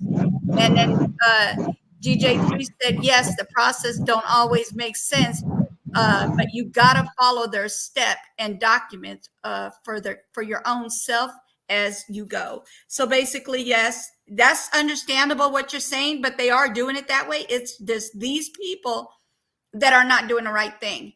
And hey, Kathy, how are you? And they did not investigate it, because if they would have investigated, I swear to goodness, y'all, I'm not an investigator. Kim is not an investigator. Her daughter is not an investigator, but they got more information than they did. Come on, please give me a break. Give me a break. And then G3 said he keeps saying about what they're focused on during the investigation, so they must be wasn't focusing on everything that they know now. I'm sorry. You're gonna have to rewrite that, because I only speak on a little English. I'm missing a word or something. I'm sorry. He's acting afraid to say something. Yeah, it's possible. Hello, Peggy. How are you? Thank you for coming in. Hey, together. Thank you for coming in. She knows more than what it seems to know. Right, that he seems to know. Exactly. He needs to give her the salary. Yes, she needs to get paid for all this that she does. She and her daughter. Yes. My first chat here. Hello, how are you? Thank you for coming in. Appreciate it. Let me see. And Relentless said, yeah, she's the one who said she feels like he's afraid to say anything. I mean, for what though? He's an attorney. Why should he be afraid? Because he don't want to go up against his compadres. What you say again, Kim? Can you say that again? What you say? He don't want to go up against his compadres. One more time, what? Hello? Yep, I said it. He don't want to go up against his compadres. Yes, I agree. And then Relentless said exactly. if he acknowledges facts, that means he has to prosecute them. Yes. For corruption. Yes. Incompetency. Now, so tell me what the FBI did. Okay. He agrees. And also, what he was trying to say was what they know now, they wasn't focusing on everything I meant, is what he meant to say. Thank you. Because I was like, what? English? Sorry about that. Yeah, so basically, you guys, this guy is he's getting answers from Kim versus he's giving her answers. That's what I'm looking at. And then Relentless says, I was just about to say that. He said it's okay, host. Yes, because how could you pass somebody some information and then you not pass them everything? Till this moment, till this day, till this second. Kim, I don't understand why he wasn't at the inquest. I still don't understand. Because he wasn't at the inquest because he was not the prosecutor at that time. Okay, so who was the prosecutor again? One more time. Dwight Robbins. So why wasn't he there? Who? Dwight Robbins? Yeah. He was the prosecutor at the time. So right. He along with Colin Folis called the coroner's inquest 3 months after Derontae's demise, which that's a flag. Why didn't the FBI investigate that? Because a coroner's inquest is called at the very beginning of a death to determine if it's undetermined, the manner of death or the cause of death. Right. And so 3 months later, you looking to find his cause of death or the manner of death. 3 months late. 3 months later, when you've already made a ruling. So what was the purpose of the inquest again? That's what I want to know. Why'd you waste the time if you weren't going to, figure out exactly what happened? Because obviously you're not trying to figure out anything. Well, I can tell you why did something. I I can tell you why the inquest was called. The inquest was called to refute the second autopsy. That's why the inquest was called, because they thought that they could sway the jury into ruling in their favor, and they Right. didn't. But to um, to kind of protect themselves. Well, so instead of having it's wordplay. So instead of having the correct word homicide as the five manners, is one of the five manners of death in Missouri is homicide, suicide, accidental, natural causes, or undetermined. So you took homicide out and added your own narrative in there, which was death by violence. But when the jury came back with death by violence, you were upset because they didn't come back with self harm.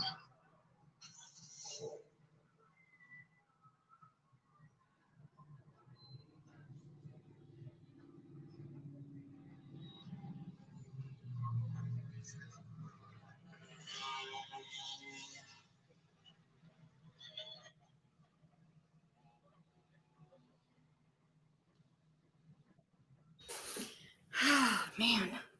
She fell off, y'all. She'll be right back. Give her a second. Oh, she's still right there. I don't know. She just I'm here. right back. There she is. It might have dropped because I was getting some gas. That's okay. So That's okay. it might have dropped off a little bit. But anyway, so as I was saying, so they wanted the jurors to come back with self harm, but since they didn't come back with that verdict, now you don't want anybody to know about the inquest. Exactly. So, and then me even thinking him being the prosecutor, he's lying. He knew about that inquest. I think so too. I think so too. I think he's just telling, like you said, lying. I hate to say the word He's just lying. lying. He's lying straight up. He's lying. Yeah, he just lying. He's lying, and the reason why he's lying is because he don't want to have to prosecute anybody. Right. So he would have to prosecute. He would have to prosecute somebody because the inquest. So, see, what he's trying to say is that he doesn't know what death by violence means because that's not one of the five manners that you can choose from. But then that would mean cover up and corruption because somebody instructed that jury. Right. And the somebody that instructed that jury was the former prosecutor and the coroner. Mm-hmm. So that points to corruption and cover up. Right. Hello, Barbara. Yes, definitely. Because you removed one of you instructed the jury to choose something that was not there. Mm-hmm. So you made it up and you put it in there because that's not what you were expecting the jurors to choose. You Right. were expecting the jurors to prove self-harm and they didn't. So as a matter of fact, when the verdict came in and we were in the courtroom, well, I wasn't in the courtroom. I had actually left the courtroom because I had had enough of the BS. So I didn't want to get myself in no kind of little trouble. So, I got on up gracefully and, excused myself. But however, my daughter was in the courtroom and two reporters. Okay, love you. So when they came back with the verdict, my daughter, she had the deputy to come down and he was going to come down and get me. And but anyway, so when the jurors came back in, of course, they handed the verdict to Dwight Robbins. Dwight Robbins hands the verdict to Colin Folis, who was presiding over the inquest. So Colin Folis opens up the paper. He looks at it. He's confused. He throws the paper down. Dwight Robbins picks the paper up. He looks at it. He turns red in the face. He throws, kind of chunk the paper over toward the highway patrol. The highway patrol, Master J. Stolting, opens up the paper, looks at the paper, looked at Dwight and Colin, and they all, so it was 3 patrolmen in there. So all 5 of them threw the paper down, got up, and walked out the courtroom. They never read the verdict. They never said anything. The deputy picked the verdict up. He asked my daughter if she knew what just happened. She said, no, what just happened? He said, they ruled your son's death a homicide. He said, death by violence meaning self-harm is off the table. And at that time, Dwight nor Colin Folis would give a comment to the reporters.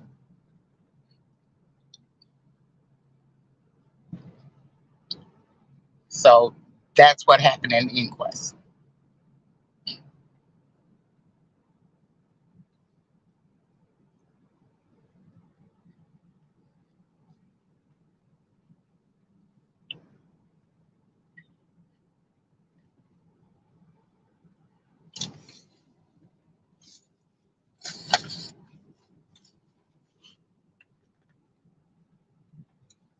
I guess I must have fell off again.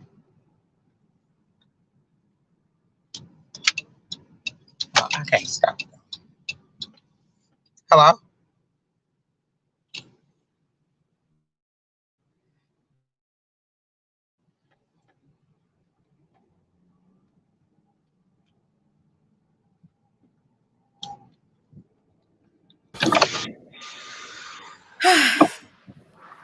Okay. I am so sorry. That's okay. It's okay. It's okay. I'm getting bad internet. Well, AI can't stop me from saying what I got to say, because I'm gonna say what I got to say about my grandson. And I'm gonna let you say what you got to say, and I'm gonna say what I got to say, and I say he did not do it. Absolutely. Get on your job. So that's the bottom line. But please, anybody, go to KMOV if you want to hear the recordings. They have also listed there. They have the recordings from the inquest. They have the recordings from the Missouri State Highway Patrol. So you can hear these lies yourself. And Yep. and this is not word of mouth. These are these people actually talking. So what you hear on you guys. what you hear on KMOV, it is facts. Mm-hmm. It is facts from the case file.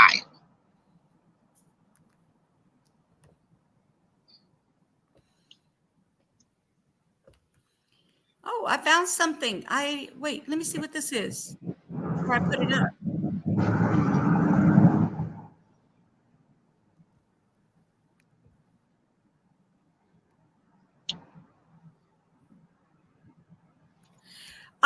I haven't seen this video, you guys. I'm gonna go ahead and share this one. And this is on KMOV. Yes, KMOV has done they have done an excellent job, of investigative work. Let me make this bigger so y'all can see this. Wow. I didn't see this one, y'all. Okay, here we go. It's gonna be a trigger warning. 2021 at 11:57. This is going to be the interview of William Gideon, also known as Cody. Also present is Trooper Shannon. All right, I mean, like I told you before, we're doing our own independent investigation now, and we're just trying to clarify things up. And I know you told your story beforehand, but we just kind of want to reiterate it and get it fresh for us. Right. So it's really important that you don't leave out anything that you know, and we'll just kind of let you go. But just try to be as specific as you possibly can, okay? Right. So take me back to even that night, how you ended up out there, or is that I live out there. you live out there? Okay.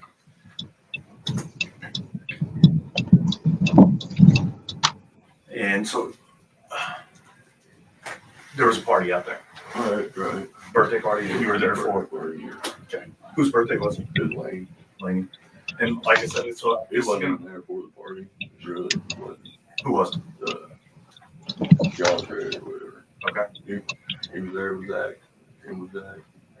And you say came with, they rode in a car together there, or?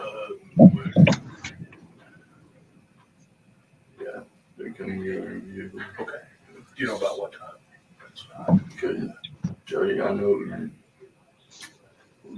earlier that day, I think. Was it before dark? Yeah. Okay, cool. It was way before dark. Had you seen him before, Derontae? Yeah, like once or twice. Once or twice? What was the interactions with him then? What were they like? If Goy worked around the house, he like, we all got along. Can you guys hear it in the chat? Couldn't see him do what he did. Rude. Hello, Was there a difference Artifacts. this time when he showed up? No different. Just same deal. Okay. Except for he was in a cast and well, he said he felt, you know, I was like, well, you feel it. This guy sitting right here on my little camp thing or stool thing. I said, has one bullet. Can't, you know, you can give it to you one bullet. You know, if you feel protected, there you are. And Was that your gun or whose gun? Okay. Did you buy it from somebody? I mean, I ended up with it. You just like on trade or something? Is that what it was? How long have you owned it? Okay. Did you get it from some, and we're not, that's not where we're going. We just need to know where it come from. Who did you get it from?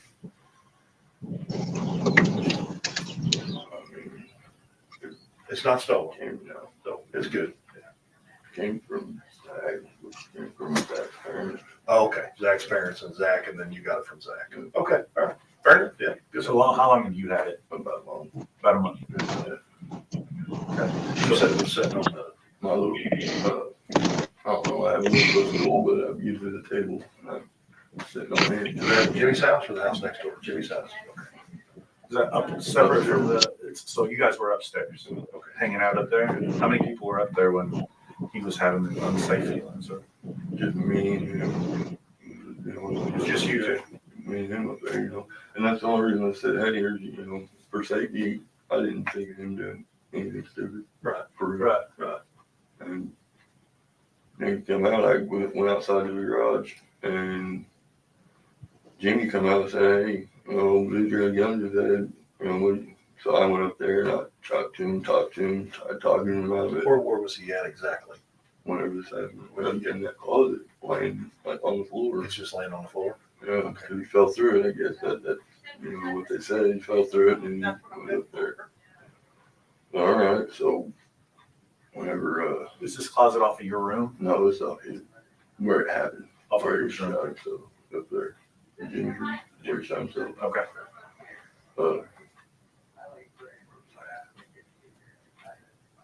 But I talked to him, I said, man, this is accident.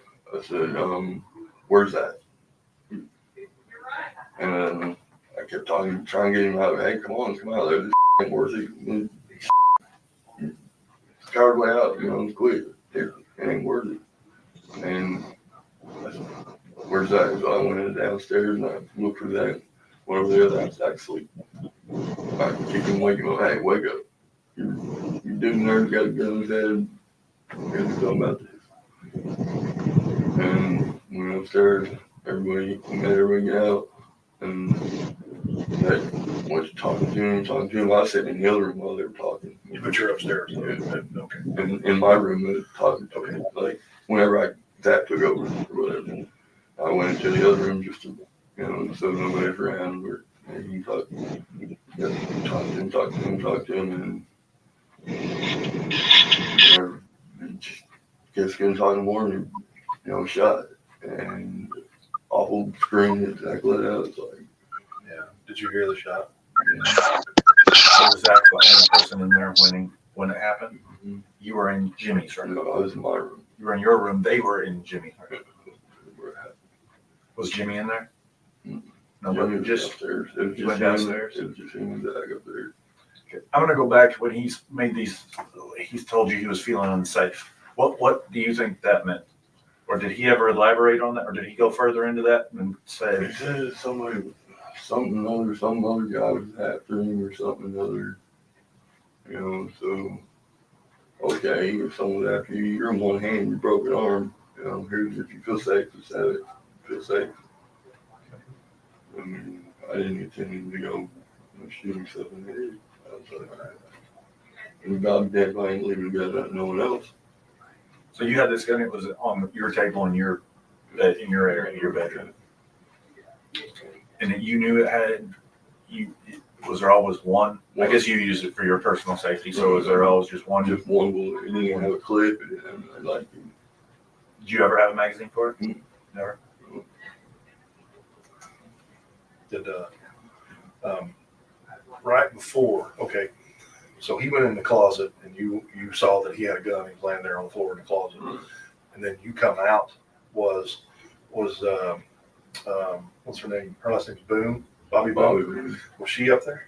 She was up there right before it all happened. Was she with another girl? Mm-hmm. Who was that? I don't even know. You don't know her? I don't know her name, but I know her. And where did they go? They left right before everything happened. Right before that. Okay. So Bobby would have not heard the shot then. Mm-hmm. Okay. But this girl that she was with, had you ever seen her before? I don't think I have. Okay. But they were in Jimmy's room, though, Yeah, right? You know what they were doing? Just jibber jabber and a thing. Okay. I was in the garage. That's what I do. Yeah. Stay to myself. You do your own thing. Yeah. Gotcha. He was in the garage getting high because he has ill now. It all happened. Right. Yeah. We just got to get, we got to do an independent investigation because they called for it. So, and we hate that it happened, So Right, we're all racist out there now, and y'all are getting a bad rap, and it's not. We know. We understand. And we know that it ain't nothing happen like that. It's like, We understand. You can tell he's on some. He mumbling the whole way. Yeah, but do you hear what that So him asshole and so Zach is and Derontae, saying that's supposed to be an investigator? They were out all day that day. Every time I seen them together, they were, having a good time, working on trucks, and then we were having fun. You'd never ever every time you'd ever saw them together, they were getting along and having fun. Yeah, they were, bullshit and having fun. As we would if we were, buddies. Yeah. Yeah. Gotcha. Like I said, I wouldn't have seen that again. I would not have seen it coming, period. Right. Like everybody says, smiling, smile. So every time I see him, he smile and having a good time. But there's some people that smile all the time. So that night when he had that gun, he was worried about something. Whenever he had the gun, every time I try to talk to him, hey, come and talk, speak, say something. Yeah. Wouldn't say a word. So he just staring off into the sky. Like staring, just and he had the gun in his left hand. Liar! And did you go in the attic or into the closet there after he shot himself? No. You heard the shot, Zach run out. And then what did you do then? Where'd you go? I hollered, me and him, I said, hey, call 911. We'll get this. The truth is going to come out. Whenever he's on the phone, 911, he says, CPR word. I peeked my head in there and last breath kind of leaning in. And it wasn't good. Yeah, there's just no, I guess there's no need for that at that point. Yeah. So did you look in there and see him then? Yeah. Okay.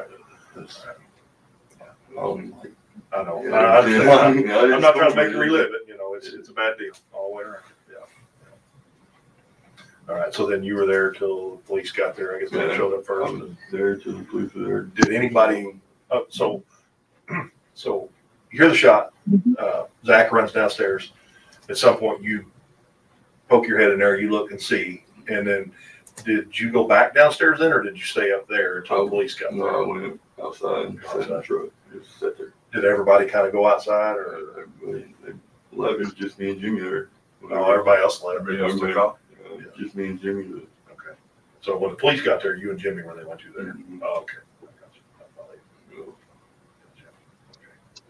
And has anybody that was there come forward and said anything different or led you to believe that something else had happened or nothing like that?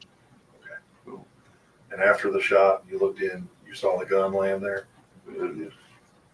I really didn't pay attention, like, all detail, but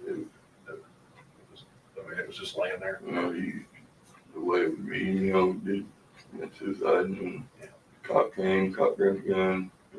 He said, yeah, you could tell obviously it was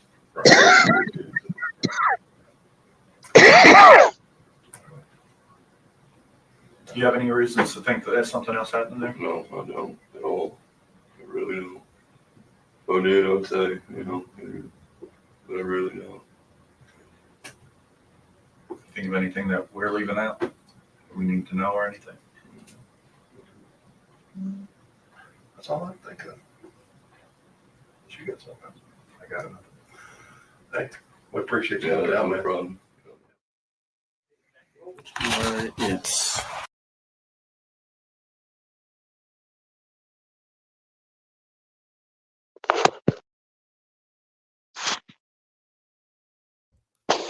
I put the link in the chat, you guys, if you guys want to look at all these videos. There's a lot of videos that you can look at, interviews right now. I'm looking at some more. They have some with Zachary. They got an interview with him. They got the interview with the Highway Patrol, William Gideon. They got a lot, you guys. There's a lot of stuff you guys could go through. Yeah, there's a lot. Is there another video you'd like me to share, Kim? Nope, I had enough for today. All right, you guys. All this BS that they're throwing out, just letting you know. You guys need to watch this video from the beginning if you've never heard about the Derontae. With Derontae, he's a hero, y'all. He's a hero. He took care of people. Not any teen that I've heard of, as far as I know, right, that has done what he's done, where he's brought in homeless, okay, homeless, not one, not two, multiple homeless children to their home to feed them, to care for them. It's not his job. It's not his it's not what he's supposed to be doing as a teen, right? A teen is supposed to go have fun and enjoy themselves while he's over here doing what? He's bringing in homeless people, like, somewhat, I guess you could say friends, associates, however you want to put it, and bringing them to the home for the grandma and the mom to care for, because this is the kind of character he has. He's a sweetheart. This is what he did. And then he's a hero. He saved his siblings. If you guys listen to the beginning, you'll hear the story about the fire. As you can see, he's awarded. He and his sister both were awarded. Okay. She was awarded for being there for her brother when he was taken out of the, away from the fire. And he was awarded for saving, going into an infernal, like the house was on fire, you guys, was engulfed in flames. And he was like, nobody's going to stop me. He went and he saved his siblings. Even though they were trying to stop him, he was like, no, I'm not. No, you're not going to stop me. I'm going in. I'm going in there to get them. That's his character. Not the character that they're trying to portray him as, this person who would unalive themselves, right? Or this person who would do Uggs. That's not him. Him is right here that you see with the award. This is who Derontae is, not who they portray him to be. Okay. So, Kim, do you have anything to say? Justice for Derontae, 100%.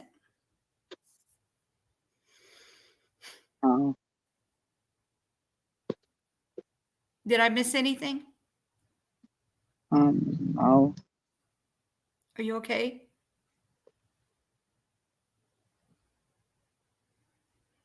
I'm sorry. I'm so sorry you guys are going through this. You guys please pray for their strength. Pray for their strength. Pray for justice for Derontae. Just pray. It's got to be hard. They haven't even grieved, you guys. They haven't even had the time to grieve because they're investigating a case that should have been investigated by the proper, people. The ones that are supposed to be investigating. Hi, Kathy B. I don't know if I said hello to you. Thank you for coming in. So, yeah. We're going to go ahead and we're going to get off of here. I'm going to talk to her because she seems upset right now because this is upsetting for her and her family. And when I get upset, I go in, you guys know I get very emotional with things like, with cases like this, especially this case it hasn't hit home because I never had to deal with this, but it hits me. It hits me hard, you guys. It does. And I pray for justice for Derontae. And I hope whoever did this to him pays in full. Like just whatever they deserve, they need to get that. If they got to be put under 6 feet under, then that's what it is. So thank you guys for coming in. I'm going to go ahead and put on my outro, my outro, and then we have to go. But Kim, do not leave, okay? Give me a second.